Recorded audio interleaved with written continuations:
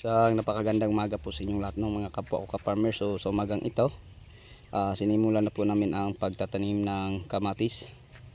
So ito po ang mga kamatis nating itintanim at ito naman po ang mga tauhan natin na nagtatanim. So may nagtatanim, may nagdidilig. So ito po ang gamit namin pandilig, no, mga kapwa ko ka-farmer. Ito po ang hose natin na ditres. Tapos bandang dulo, ito po ang technique natin. Nilagyan natin ng te at hinati sa tatlo ang ditres. So ibig sabihin di uno ang ating nagamit.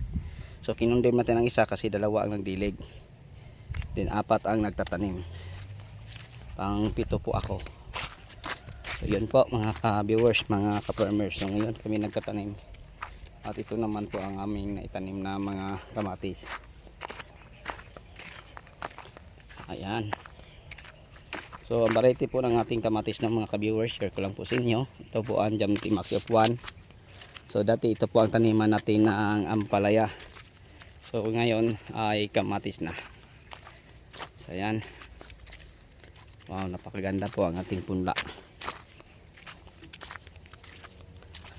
So yan po ang aming ginagawa dahil isang linggo na walang ulan. Sobrang init. Dinidiligan namin muna bago taniman. At ganito po ang paraan namin sa pagdidilig, parang mabilisan. So mayroong dalawang taong nagdidilig. Yan, sobrang ano po ang lupa, tuyo dahil sa sobrang init,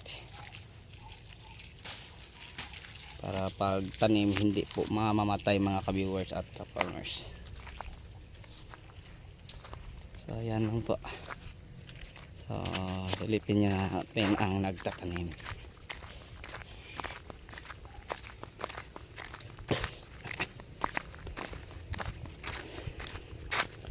Sobrang init, no, mga ka-viewers ngayon. So yan po ang mga naitanim na kamatis.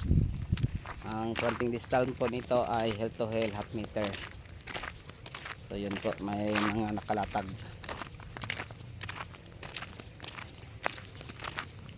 At ito naman si Grigi, si Grigo. Yan. Ganito lang ang pagtatanim, mga ka-viewers. Tingnan nyo.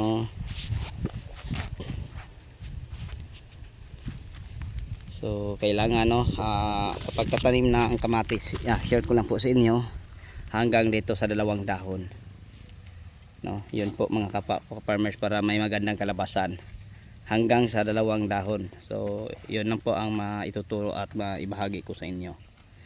Okay, so sa mga baguhan at wala pang idea sa pagtatanim ng kamatis, sana po ay nakakatulong po sa inyo, kasi sa pagpa-farming lamang po ang may alam.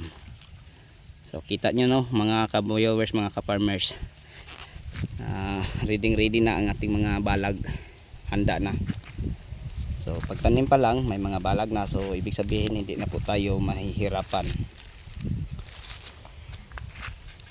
So yon, may nagtatanim. So bago natin tinataniman, binuhusan po natin ang tubig ang ating tataniman, tapos doon itatanim ang ating kamatis. Kasi sobrang tuyo po ang lupa ng mga kapwa ko farmers, no? Malaki ang bitak. Kasi yung location natin, umulan lang po ito kung may bagyo. Kaya sumula sa isang puno hanggang sa isang mundo, half meter, no, mga kapwa ko ka-farmers. So yung 4 na metro nilagyan lang natin ng 8. Simula rito hanggang sa isang poste, 4 meters po ang sukat, ang layo. Simula sa isang poste hanggang doon, 4 meters. Then tapos nilagyan natin ng 8 puno, mga ka-farmers.